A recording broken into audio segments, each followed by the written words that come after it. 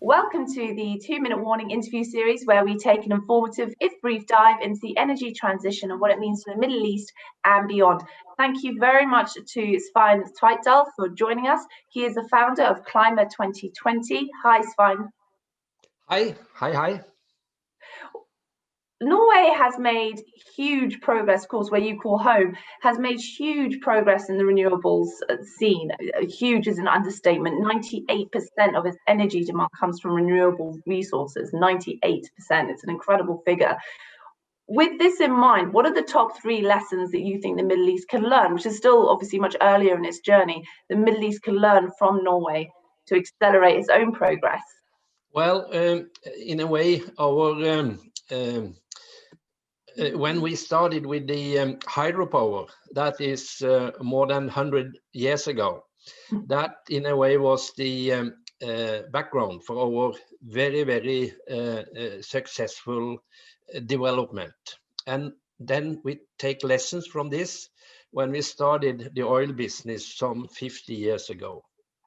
What I would say is the best lesson that you can learn from Norway is actually good governance, because what we have then through the tax regime in Norway done over this period is that we have built the world's biggest oil or pension fund, and which then is aiming at securing the future for my children and my grandchildren.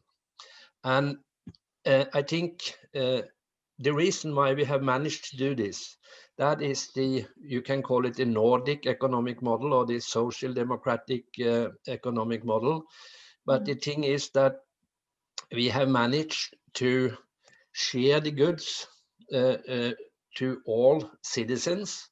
And I think that equality is also a success factor for economic growth. So without this very social tax regime, we had not been where we are today.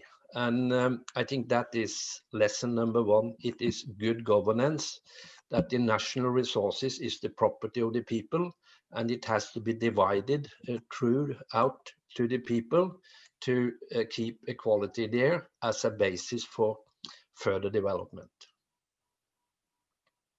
That's lesson number 1. Have you got any other lessons that you think the Middle East should take up? Obviously, they haven't been going at it incrementally for 100 years. They've got a lot of work to do very quickly. Any other tips that you can give them? Well, what I think is that the debate that we are now starting up in Norway is, of course, that we see that the renewable is the future, that we need to get into a transition. And even if Norway now is not doing this transition fast enough, I think everybody can learn from the Norwegian debate and on the background I gave on how we are addressing this challenge. You know that if we are going to reach international climate goals, if we are going to achieve the goals in the Paris Agreement, almost 80% of the known resources of coal, oil and gas has to be in the ground. If not, the world is going to melt. And physically, these assets are in the ground, but economically, they are in the balance of the oil, gas and coal companies. So this is a tremendous challenge. And what is needed now is for governments to get in, to have an impact on policy if the world is going to reach the international climate goals. And Norway is a strong supporter of the Paris Agreement, but we still have a major challenge that we need to phase out oil production faster than the oil industry is interested in doing. And I assume that this is a challenge that is even bigger maybe in the Middle East. But this is the way the world is going. And to me, fortunately, it looks like the world is taking the climate challenge more and more seriously. And then everybody that is strongly dependent on fossil fuel, they have a climate risk, and they need to prepare for this transition. And if they wait too long, they will just have an economic breakdown. And we've seen, of course, this year with COVID-19 that the world is able to respond to global emergencies financially, socially, logistically, cross borders as well, in a relatively efficient way when the need is there to do it. Have you got hope that we will be able to build back better from next year and beyond? In the vein of this greener narrative, do you think that the spotlight has changed for the better and permanently on the energy transition in the Middle East and beyond? No, not permanently, but number one lesson from the way we are in a way solving or trying to solve the corona pandemic shows us that if we can do something strong and fast if the threat is obvious. It's so now that both the climate threat and also nature loss is, according to all scientists, a much more serious threat than the pandemic that we will solve. But still, it goes. It is not obvious to people that it needs to be solved fast. So it will be more and more expensive to solve it as it gets more and more clear that we have to do something very fast. But the good thing with the corona pandemic is that it shows that the world can do something if they want. And there is a big debate now going on in Norway, in the EU and so forth, because now we are pouring billions and billions of dollars into the solving of the corona crisis. And we have then to have two thoughts in the head in one time. We need to use this money also to push the green shift so that we will have a cleaner industry that when we recover from the corona. And if we pour all these millions into solving the corona problem, and we don't have these two thoughts in the head, and we are back to business as usual, as many people would like to see, then we are not one step nearer to solve this much bigger global threats. It's essentially like humanity is being hit by an especially large wave with COVID-19. It's a huge wave. It's massive and it's hitting humanity, but everyone's missing the point that there is a tsunami coming, and that is the environmental challenge. That's really what you're saying. Yeah, that is correct, and this has been known for a very long time. There is now 98% of scientists agree on this. It's not a question. It's just that we don't manage to transfer that into efficient policy, and this is now the fight that goes on. You know, as of now, the subsidizing of fossil industry, according to the International Monetary Fund, IMF, is tremendous. If we count the environmental damage, it sums up to 6.5% of the global GDP. And if we just took away the subsidies, the governments would earn and save a lot of money, and we will very many more lives will be saved, and an immediate impact would be that we would reduce global emissions around 25-30%. So the first thing is to remove subsidies. And this feeds very much into this conversation that's been going. It's not a new conversation at all, but it is really beginning to pick up pace this year about putting a global price on carbon. Obviously, we've had cap and trade schemes in Europe has been going for well over a decade now with the EU ETS, and there's been other trade and tax systems going on elsewhere in the world, California, Washington, and so on. But now we're still only, according to the World Bank, that still only covers around 13% of annual GHG emissions, if with around 40 countries and 20 states, cities and provinces approximately having climate pricing mechanisms in place.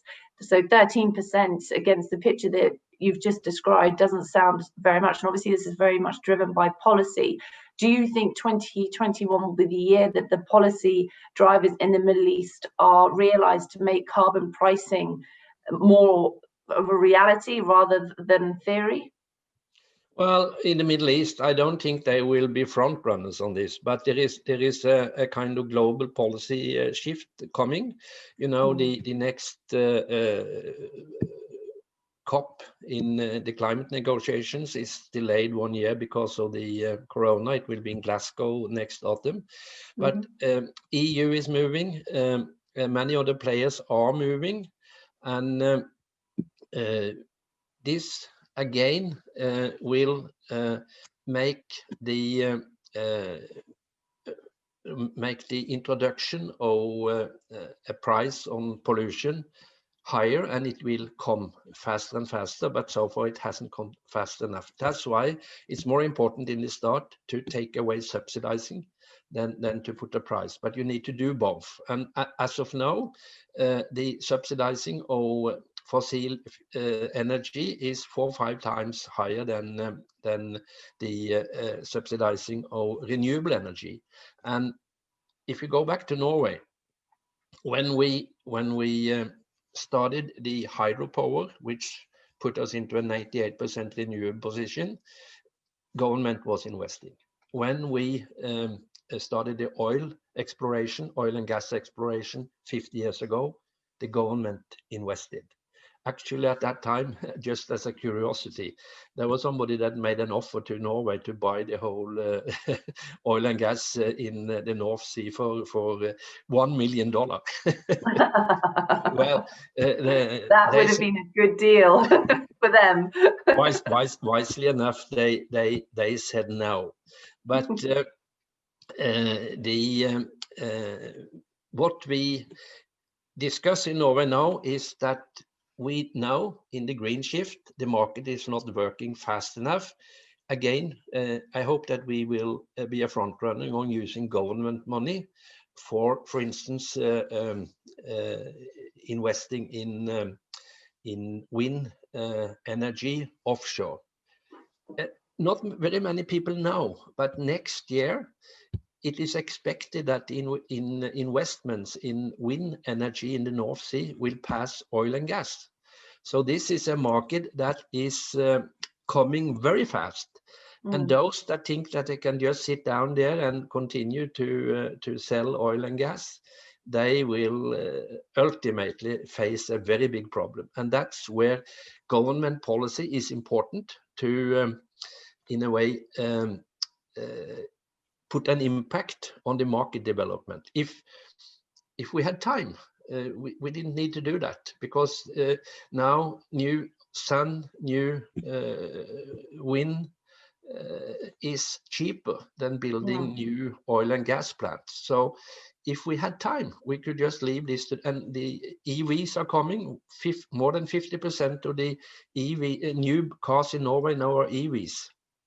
So this shift is coming, but it doesn't go fast enough. So that's why we need policy. This policy will be promoted through the international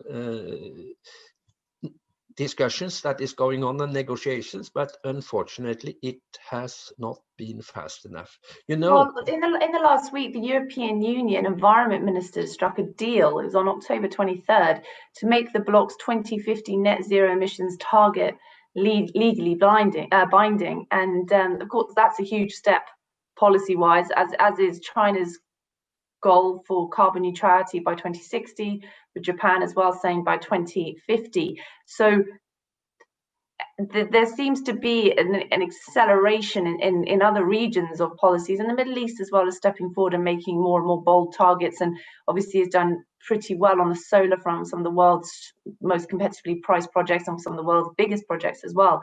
But this point of policy it keeps coming back and back and back, that there just simply isn't enough, as you're emphasizing as well. Do you think that these major goals by the EU, by China, by Japan will have an impact on the Middle East speed in getting its goals achieved? Do you think that it will have this ripple effect into the Middle East?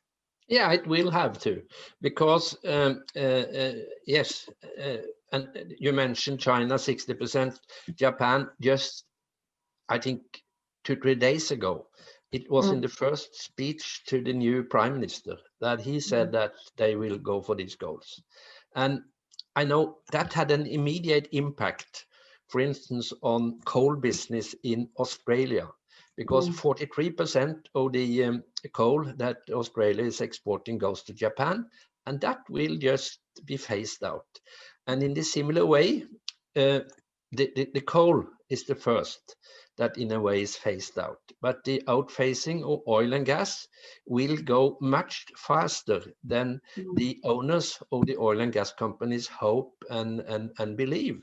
So they will be forced into doing something. And in the Middle East, they have a tremendous opportunity to use solar energy, which is probably a fantastic business opportunity here. So I think, again, for the Middle East, the faster they go for this transition and not try in a way to use influence and OPEC and other people to let the oil age last another 5-10 years, they should go, which is also in a way destroying the world through heating. They should go fast into this transition.